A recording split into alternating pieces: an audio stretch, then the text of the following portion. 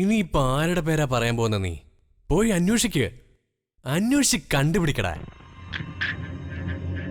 ആ അരുൺ തോമസ് ഇല്ലേ, അയാളല്ലേ ആവേശം കൊണ്ട് നിൽക്കുന്നേ. കണ്ടുപിടിച്ച് കൊടുക്ക്. എന്നിട്ട് അവരുടെ മിന്നുകെട്ടിന്റെ ദിവസം അറിയിച്ചാ മതി. ഞാനും വരാം. പോരെ? ഓക്കേ.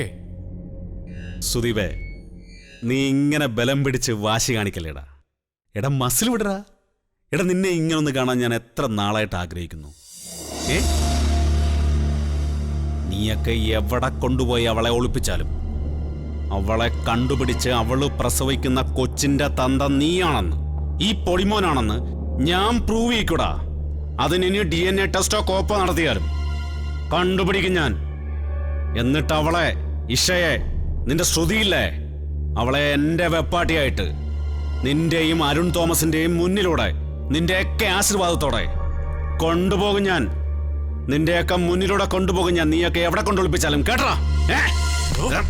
സുധീപേട്ടാ, എന്താ ഭയങ്കര സ്നേഹപ്രകടനമാണല്ലോ പിള്ളേരെ പോലെ. ചില കാര്യങ്ങൾ ഇവന് പറയുമ്പോൾ മനസ്സിലാവത്തില്ല അല്ലേടാ. ചായ താങ്ക് യു. ഒന്ന് പറഞ്ഞ് റെഡിയാക്കേണ്ട സിറിലെ. നമ്മുടെ കമ്പനി കാര്യത്തിൽ ഈ സുധീപേട്ടന് ഒരു ശ്രദ്ധയുമില്ല. ഇപ്പൊ തന്നെ അച്ഛന്റെ കാര്യം കണ്ടില്ലേ? ഞാൻ അതാ ജയ അവനോട് പറഞ്ഞോണ്ടിരുന്നത്. സുദീപേ, ഏതായാലും ആദ്യം അച്ഛന്റെ കാര്യം നടക്കട്ടെ. അച്ഛൻ തറവാട്ടിലുണ്ടെങ്കിൽ നിങ്ങൾ രണ്ടാളും അങ്ങോട്ട് പോയട്ടെ. നിങ്ങളുടെ എതിയെങ്കിലാണെങ്കിൽ അങ്ങോട്ട് പോകാൻ വേണ്ടി റെഡിയായിരിക്കുക. എടാ അവിടെ ആവുമ്പോ ആധാരത്തിന്റെ പകർപ്പൊക്കെ ഉണ്ടാവില്ലേ? പെട്ടെന്ന് തന്നെ കാര്യങ്ങൾക്ക് ഒരു തീരുമാനം ഉണ്ടാക്കാൻ പറ്റുമല്ലോ, ഇല്ലേ? എടാ പൊടിമനെ, എടാ നീ ജയയും കൂട്ടി ഇപ്പൊ തന്നെ മാവേലിക്ക് വിടറാ. ജയ ഇവനിപ്പോ എല്ലാത്തിനും റെഡിയാ. വിത്തിൻ 1 month കമ്പനി ഓപ്പൺ ചെയ്യും. ഇവനെനിക്ക് വാക്ക് തന്നിരിക്കുക. സത്യമായിട്ടും? ആ, ചോദിച്ചു നോക്ക്. ശരിയാണോ സുധീപേട്ടാ? സിറില് പറഞ്ഞ നേരാണോ? ജയ, ഞാനൊന്ന് ഇറങ്ങാം. എനിക്ക് അത്യാവശ്യം 2 കാര്യങ്ങൾ ശരിയാക്കാം. നിങ്ങൾ മാവേലിക്കരെ പോയിട്ട് എന്നെ വിളിച്ചാൽ മതി. ഓക്കെ? എടാ ബൈ മോനെ, ബൈ.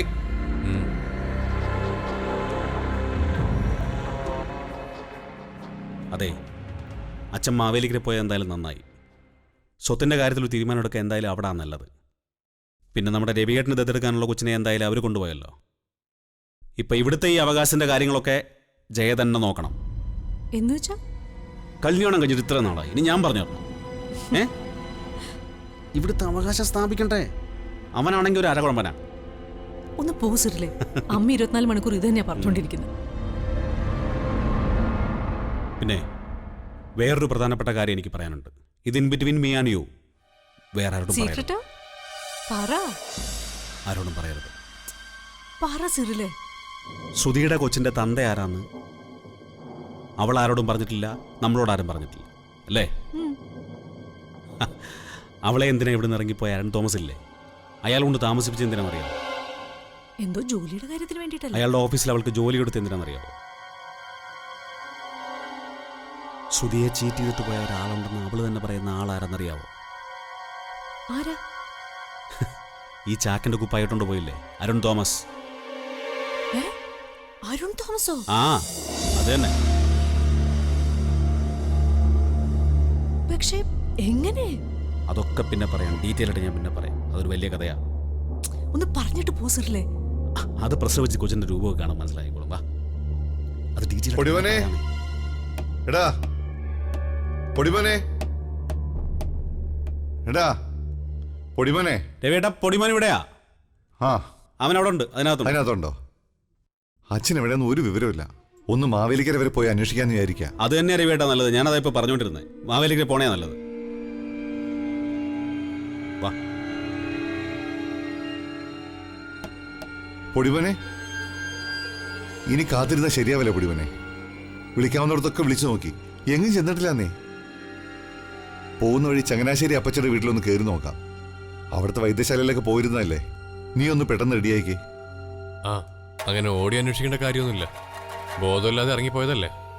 എവിടെയെങ്കിലും പോയി കറങ്ങി തിരിഞ്ഞിങ്ങ് വരും. അല്ലെങ്കിൽ പോകുന്ന വഴി പോലീസ് സ്റ്റേഷനിൽ കയറി ഒരു കംപ്ലൈന്റ് കൊടുത്തിട്ട് പോവാം. പോലീസ് സ്റ്റേഷനിലോ?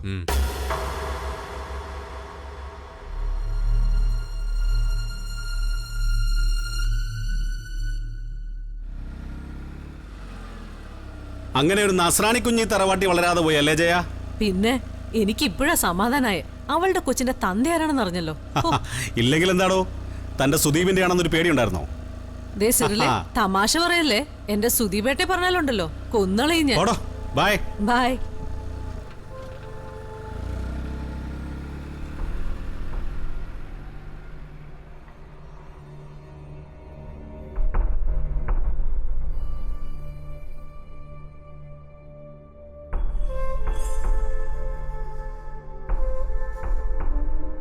സുധീപേട്ടാ,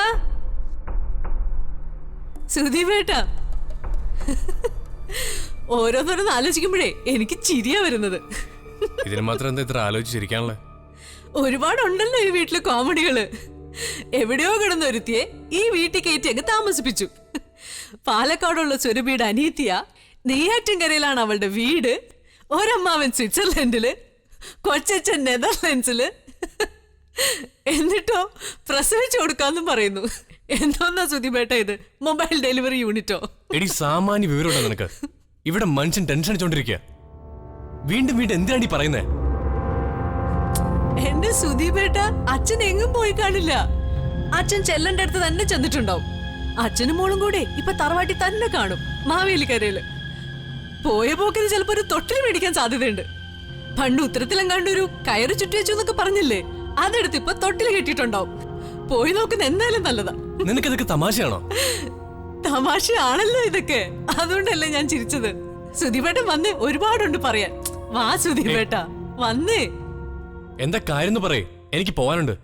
പറയാം. അതെ, സുധീപേട്ടൻ ജപ്പാനിൽ നിന്ന് ഒരുത്തിക്ക് കാര്യമായിട്ട് കുറെ സാധനങ്ങളൊക്കെ മേടിച്ചോണ്ട് വന്നില്ലേ?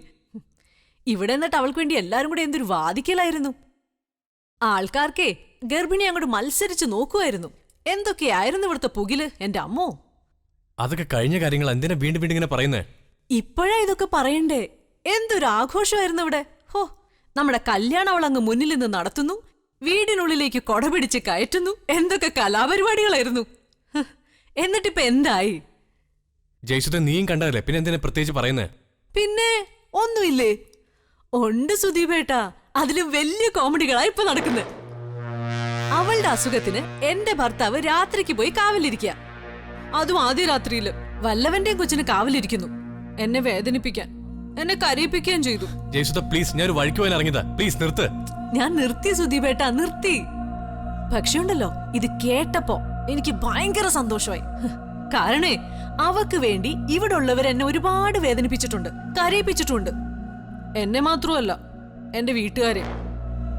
ഞാൻ ഒറ്റൊരുത്തി മെനക്കെട്ടിട്ടാ ഇന്ന് അവൾ ഇവിടുന്ന് കെട്ടുകെട്ടിക്കാൻ പറ്റിയത്. ഹോ, എത്ര നന്നായി. നീ എന്താ പറയാൻ വരുന്നത്, അത് പറ. അവളുടെ വയറ്റിൽ കിടക്കുന്ന കൊച്ചിന്റെ തന്ത ആരാ സുധീപേട്ടാ? അത് എന്നോട് ചോദിച്ചാ എനിക്കറിയോ? അത് എനിക്കറിയില്ല. അവള് ബാംഗ്ലൂരിലോ മദ്രാസിലോ ഒക്കെ ആയിരുന്നില്ലേ കുറെ കാലം താമസിച്ചേ? അവിടെ വെച്ച് അവളെ ചതിച്ച മലയാളി കാമുക കുമാരൻ ആരാണെന്നേ എനിക്കറിയാം. എനിക്ക് മാത്രമേ അറിയൂ അത്, ആ മലയാളിയെ. സുധീപേട്ടന് കേൾക്കാൻ ആകാംക്ഷയില്ലേ ആരാണെന്ന്? സുധീപേട്ടന് അറിയാം. സുധീപേട്ടന് അറിയുന്ന ആളാ. എന്താ അറിയില്ലേ? അവളെ വളരെ കൃത്യമായിട്ട് പ്ലാൻ ചെയ്തിട്ട് തന്നെയാ ഈ വീട്ടിൽ തന്നെ വന്ന് കേറിയത്. നിങ്ങളിനി അവളെ അന്വേഷിച്ചേ മാവേലിക്കര തറവാട്ടിലേക്കൊന്നും പോവണ്ട. അതിലൊന്നും ഒരു കാര്യമില്ല. പിന്നെ വണ്ടിയുണ്ടല്ലോ, അത് നേരെ അരുൺ തോമസിന്റെ തറവാട്ടിലേക്ക് വിട്. അവിടെ കാണും ശ്രുതി. അല്ലെങ്കിലേ അയാൾ ഏർപ്പാടാക്കിയ ഏതെങ്കിലും ഒരു വാടക വീട്ടില് അവൾ ഉറപ്പായിട്ടും കാണും. ജയ്സുദ, നീ എന്താ ഉദ്ദേശിക്കുന്നേ? അത് തന്നെയാ ഞാൻ ഉദ്ദേശിച്ചത്. അരുൺ തോമസ് അയാള് തന്നെയാ ശ്രുതിയുടെ കൊച്ചിന്റെ തന്ത. അവളെ ചതിച്ച കാമുക കുമാരൻ, മാന്യൻ. നിന്നോട് ഇതൊക്കെ ആരാ പറഞ്ഞത്? ആര് പറയാൻ?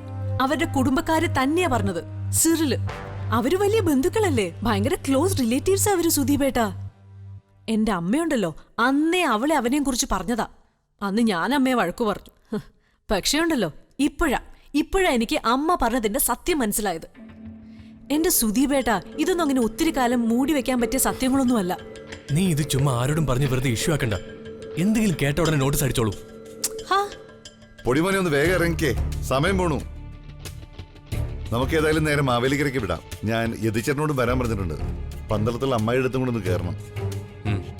മക്കളെ പോകുന്ന വഴി മണ്ണാർശാലയിൽ കൂടി ഒന്ന് കയറണേ. ആ നോക്കട്ടെ അമ്മേ, സമയം പോലെ ചെയ്യാം. നേർച്ചയില്ല, പോക്കുമില്ല. അതിന്റെയൊക്കെ ദോഷായത്. അതെങ്ങനെയാ? ശാപം തലയ്ക്ക് മുകളിൽ ഇങ്ങനെ കിടന്ന് കറങ്ങുകയാണല്ലോ. എന്റെ ഭഗവതി, ഇതിനൊക്കെ എന്താണാവോ ഒരു പരിഹാരം? ഇതിനൊക്കെ ഒരു പരിഹാരമുള്ളൂ സൗദാമ്മേ. ഈ ശാപം പിടിച്ച ഭൂമിയൊക്കെ ഉണ്ടല്ലോ, അതൊക്കെ അങ്ങ് വിറ്റ് ഒഴിവാക്കണം. അതിപ്പോ മാവേലിക്കരയിലായാലും ഇവിടെ ആയാലും. എന്നിട്ട് നല്ല ഐശ്വര്യമുള്ള സ്ഥലം മേടിക്കണം. അല്ലെങ്കിലേ ഒരു ശുദ്ധികലശം നടത്തേണ്ട വീടായത്.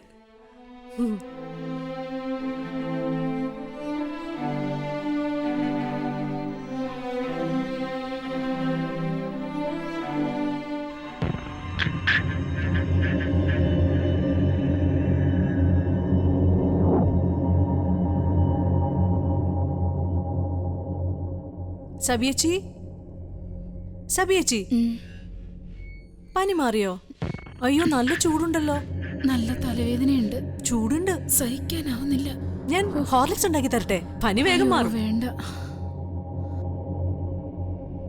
സബിയച്ചി, ഒന്നും എല്ലാരെയും എല്ലാ കാലവും ഒന്നും ഒളിച്ചു വെക്കാനോ പറ്റിക്കാനോ പറ്റില്ലെന്നേ മഹാമാരൊക്കെ പറഞ്ഞിട്ടുണ്ട്. അതിനിപ്പോ ഇവിടെ എന്ത് ആര് ഒളിപ്പിച്ചു വെച്ചു എന്നാ നീ പറഞ്ഞോണ്ടിരിക്കുന്നേ? സബിയച്ചി, സബിയച്ചിയൊക്കെ പറഞ്ഞതേ ശ്രുതി വീട്ടിൽ വന്നത് യാദൃശികമായിട്ടാണെന്നല്ലേ? വഴി കിടന്ന് അവൾക്കൊരു ആശ്രയമായി. പിന്നെ ഡോക്ടർ ദർശന പറഞ്ഞതനുസരിച്ച് നിങ്ങൾ അവളെ ഈ വീട്ടിൽ കൊണ്ടുവന്നു. അതും സബിയച്ചിയൊക്കെ ആയിട്ട് ഉണ്ടാക്കിയ വേറെ കുറെ കഥകളായിട്ട്. അതൊക്കെ ഇപ്പൊ എന്തിനാ ഇങ്ങനെ വീണ്ടും വീണ്ടും പറയുന്ന? അവള് പോയില്ലേ? ആ, അവളൊക്കെ പോയി, അതൊക്കെ ശരിയാ. പക്ഷെ അവൾ ഇവിടെ വരുന്നതിന് മുമ്പേ എവിടെയായിരുന്നു എന്നാ പറഞ്ഞേ? എവിടെയാന്നാ പറഞ്ഞേ? ഹൈദരാബാദിലോ ബാംഗ്ലൂരിലോ അങ്ങനെ എവിടെയാണെന്നാ പറഞ്ഞത്. ആയിരുന്നേ? അവിടെയാണെന്നല്ലേ പറഞ്ഞേ? എന്തായാലും കേരളത്തിലായിരുന്നില്ല. അതിനിപ്പോ എന്താ? സബിയച്ചി, അവള് നിങ്ങളോടൊക്കെ പറഞ്ഞതേ അവളുടെ വയറ്റിലെ കൊച്ചിനെ കൊല്ലാനാ ഇങ്ങോട്ട് വന്നേന്നല്ലേ? അതിനിപ്പോ കേരളത്തിലേക്ക് വണ്ടി പിടിച്ചു വരേണ്ട വല്ല ആവശ്യമുണ്ടോ? അവിടെ അതിനൊക്കെ എന്തോ ഒരു സൗകര്യമുണ്ട്. ഞാൻ അതിനെപ്പറ്റി ഒന്നും ചോദിച്ചില്ല. ബാംഗ്ലൂരിലോ ഹൈദരാബാദോ ഉള്ളപ്പോ ഏതോ ഒരുത്തിന് അവളെ അങ്ങ് ചതിച്ചു.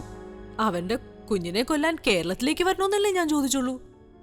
അന്തസ്സഭിമാനമുള്ള പെങ്കൊച്ചുങ്ങളായിരുന്നെങ്കിലേ അവിടെ വെച്ച് തന്നെ ഇരു ചെവി അറിയാതെ കൊച്ചിനെ അങ്ങ് നശിപ്പിച്ചേനെ. അതല്ലേ ചെയ്യുള്ളൂ. നീ എന്താ പറഞ്ഞു വരുന്ന എന്റെ ജയസുദേ? ഞാൻ പറഞ്ഞു വന്നത് സബിയച്ചിക്ക് മനസ്സിലാവും. അതല്ലേ സാധാരണ പെൺകുട്ടികൾ ചെയ്യാ, അല്ലേ? എന്നിട്ട് ഇവൾ എന്താ ചെയ്തേ? പറ. കൊച്ചിനെയും കൊണ്ട് ഇവിടെ എത്തി. എന്നിട്ട് കൊന്നോ? ഇല്ലല്ലോ.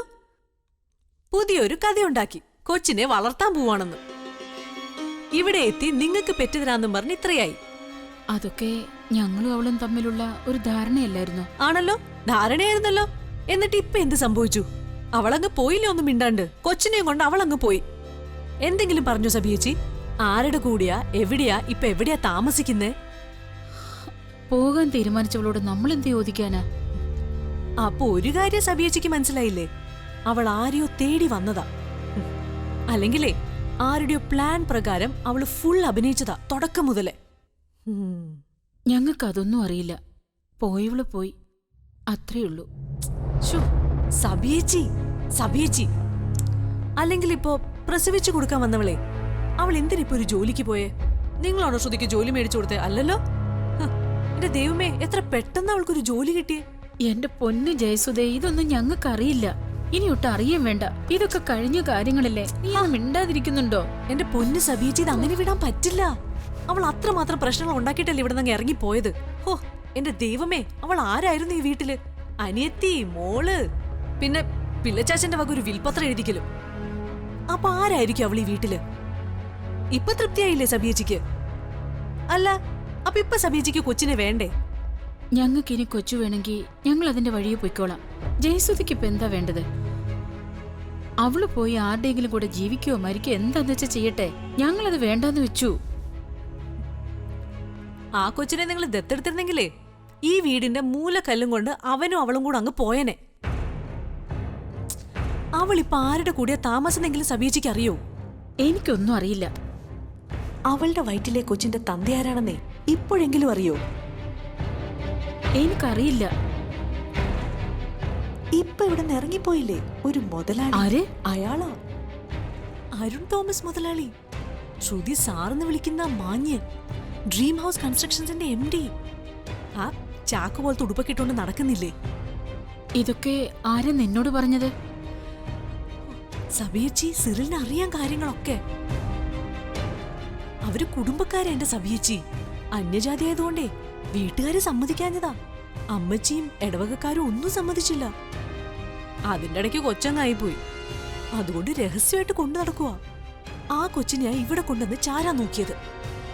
എന്റെ സബിയച്ചി, ഇത് മൊത്തം നാടകമല്ലേ?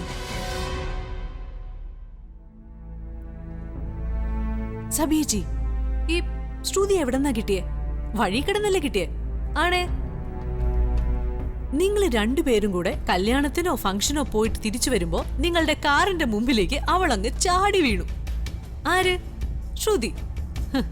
പിന്നെ അവളങ്ങ് ബോധക്കേട് അഭിനയിച്ചു. നിങ്ങൾ രണ്ടുപേരും അവളെ താങ്ങി പിടിച്ച് ഹോസ്പിറ്റലിലേക്കും ചെന്നു. അവിടെയല്ലേ അവളുടെ കളഞ്ഞുപോയ ബാഗുമായിട്ട് നമ്മുടെ കഥാനായകൻ വരുന്നു. ആര്? ഡ്രീം ഹൗസ് കൺസ്ട്രക്ഷൻസിന്റെ MD ചാക്കു തോമസ് അല്ലേ? എന്നിട്ട് നിങ്ങൾ അവളെ അവിടെ നിന്ന് ഡിസ്ചാർജും ചെയ്ത് ഈ വീട്ടിലേക്ക് കൊണ്ടുവന്നു. എന്നിട്ടോ വീണ്ടും അയാളുടെ ഓഫീസിൽ തന്നെ ജോലിയും കിട്ടുന്നു. കൊണ്ടുപോകാൻ വണ്ടി വരുന്നു. ചെല്ലാത്തപ്പോ അന്വേഷിച്ച് അയാള് നേരിട്ട് വരുന്നു. പാവം നമ്മുടെ സൗദാമ എന്നും ഭക്ഷണം പാകം ചെയ്ത് കൊടുത്തുവിടും. എന്തൊക്കെയായിരുന്നു! ഓ, അത് മാത്രോ? സബിയച്ചിയുടെ പൊടിമോന്റെ വീട് പണിയാനേ അവൾ ആർക്കാ ചാർജ് കൊടുത്തേ? പറ. വീണ്ടും ആ ചാക്ക് തോമസിന്.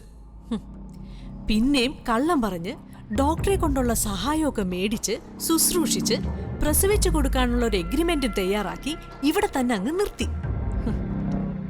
എന്നിട്ടേ ഇപ്പൊ കൊണ്ട് താമസിപ്പിച്ചിരിക്കുന്ന ആരാ? എന്റെ പൊന്ന് സബിയച്ചി, അയാള് തന്നെയാ. പ്രസവിച്ചിട്ടേ കൊച്ചിനെ അവരേതെങ്കിലും അനാഥാലയത്തിൽ കൊണ്ടാക്കും. എന്നിട്ടേ അവളെ കൊണ്ട് അയാളങ്ങ് പോവും. നോക്കിക്കോ. എന്നിട്ട് ഇപ്പൊ ഒന്നും അറിയാത്ത പോലെ വന്നിട്ട് പോയത് കണ്ടില്ലേ? എന്തൊരു അഭിനയമായിരുന്നു. ശ്രുതി എവിടെ പോയി? ഫയല് നോക്കാനുണ്ട്. കണക്കൊക്കെ തെറ്റാ. ശ്രുതി ഇല്ലാത്തോണ്ട് കമ്പനി ഇപ്പൊ അങ്ങ് ഇടിഞ്ഞു പൊളിഞ്ഞ് താഴത്തേക്ക് വീഴും. സിറിൽ വന്നില്ലായിരുന്നെങ്കിലേ കാണായിരുന്നു. ഇപ്പൊ ഒരു സത്യം അറിയാൻ പറ്റില്ലായിരുന്നു. ജയസുദേ, നീ ഒന്ന് നിർത്ത്, ഒന്ന് മതിയാക്ക്. ഞാൻ നിർത്തി എന്റെ സബിയച്ചി. ഞാൻ പറഞ്ഞ കാര്യങ്ങളൊക്കെ സബിയച്ചിക്ക് മനസ്സിലായില്ലേ? അത് മതി. ഏതായാലും ശ്രുതി അങ്ങ് ഒഴിഞ്ഞു പോയപ്പോഴുണ്ടല്ലോ എനിക്ക് സമാധാനമായി. ഇനിയിപ്പോ പിള്ളെ ചാച്ചന്റെ ആ വിൽപത്രം. ഓ എന്റെ പൊന്ന് ദൈവമേ, ഞാൻ എന്റെ അമ്മയെ വിളിച്ച് സന്തോഷം ഒന്ന് പറയട്ടെ. ഉറപ്പാ അമ്മ ഞെട്ടും. എന്റെ അമ്മയുണ്ടല്ലോ സന്തോഷം കൊണ്ട് കായലിലേക്കെടുത്ത് ചാടാണ്ടിരുന്നാ മതി. സബീച്ചി, തലവേദന മാറിയോ? ഞാൻ ബാം എടുത്തോണ്ട് വരാം.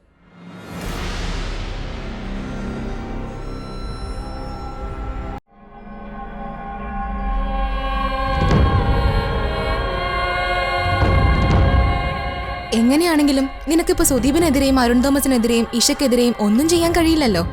പിന്നെ പറഞ്ഞിട്ട് എന്താ കാര്യം? ശരിയാടി, ഇപ്പൊ ഞാനൊന്ന് ലോക്കായതുപോലെയാ. ഇഷയുടെ വയറ്റിൽ വളരുന്നത് സുദീപിന്റെ കുഞ്ഞാണെന്ന് പ്രൂവ് ചെയ്യാത്തടത്തോളം കാലം ഞാനൊരു ഫെയിലിയറാണ് ഞാൻ. ഫെയിലിയർ. ഇനി അത് നിനക്ക് തെളിയിക്കണമെങ്കിൽ അവളെ കണ്ടുപിടിക്കണ്ടേ? വേണ്ടേ? കണ്ടുപിടിച്ചിരിക്കും ഞാൻ. എങ്ങനെ? എടി, അവളിനി പ്രസവിക്കാൻ എത്ര നാളാ? 2 മാസമല്ലേ? ഈ 2 മാസം കൊണ്ട് ഓപ്പൺ ചെയ്യാൻ പോകുന്ന ഒരു ഗംഭീര പരിപാടിയുണ്ട്. എന്താ? റെഡ് ക്രോസ് സൊസൈറ്റിയും മാതൃ ശിശു സംരക്ഷണ സമിതിയും കൂടെ ചേർന്ന് എല്ലാ ഹോസ്പിറ്റലുകളിലും, എല്ലാ ജില്ലാതല ഹോസ്പിറ്റലിലും ലോക്കൽ ഹോസ്പിറ്റലിലും ഒരു ക്യാമ്പ് നടത്തും. അവിടെ അഡ്മിറ്റായിരിക്കുന്ന ഗർഭിണികളുടെ ഡേറ്റാബേസ്, അവിടെ ജനിക്കാൻ പോകുന്ന കുഞ്ഞുങ്ങളുടെ ഡേറ്റാബേസ്, അവിടെ ജനിച്ച് മരണപ്പെടുന്ന കുഞ്ഞുങ്ങളുടെ ഡേറ്റാബേസ്. സോ നമുക്ക് എല്ലാ ജില്ലകളിലെയും എല്ലാ ലോക്കൽ ഹോസ്പിറ്റലുകളിലുമുള്ള അഡ്മിറ്റ് ആകുന്ന പ്രഗ്നൻ്റ് ആയിട്ടുള്ള സ്ത്രീകളുടെ ഡേറ്റാബേസ് കംപ്ലീറ്റ് കിട്ടും. ഒരു ടെൻറ്റേറ്റീവ് ഡെലിവറി ഡേറ്റ് അടക്കം. എങ്ങനെയുണ്ട്? അത് കൊള്ളാലോ. കുറച്ച് മെനക്കെടണം. പിന്നെ ചെമ്പ് കൊടുത്താൽ പോരെ മോളെ. എന്റെ വഴി ഞാനും ചില ബന്ധങ്ങളൊക്കെ ഉപയോഗിക്കാം. മതി, അത് മതി. കുറച്ച് കാശെറിഞ്ഞാൽ നടക്കാത്ത കാര്യമൊന്നുമില്ലെന്ന് മനസ്സിലായില്ലേ? അവൾ ഇനി ഈ ഭൂമിയിൽ എവിടെ പോയി പ്രസവിച്ചാലും ഞാൻ അവളെ കണ്ടുപിടിക്കും. ഞാൻ അവളുടെ കുഞ്ഞിനെ കണ്ടുപിടിക്കും. അതുറപ്പാ മോളെ.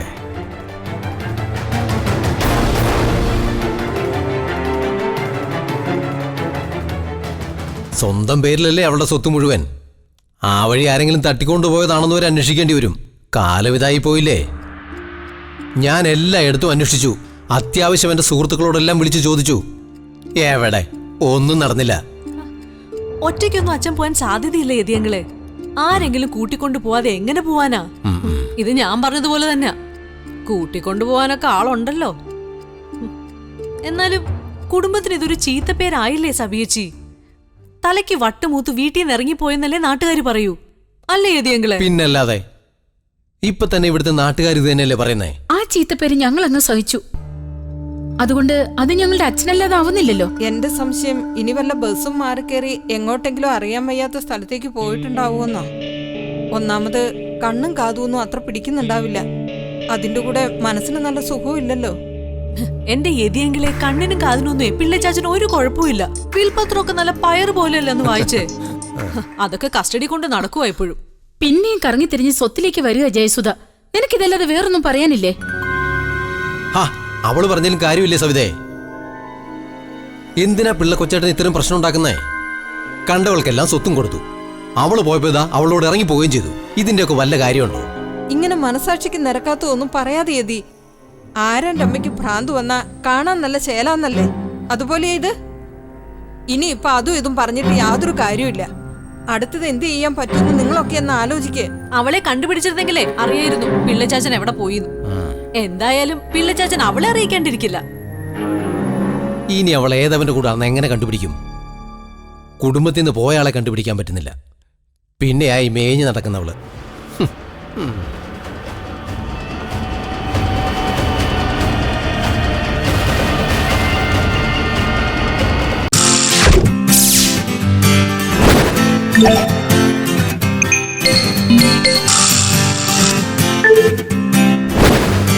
Yeah.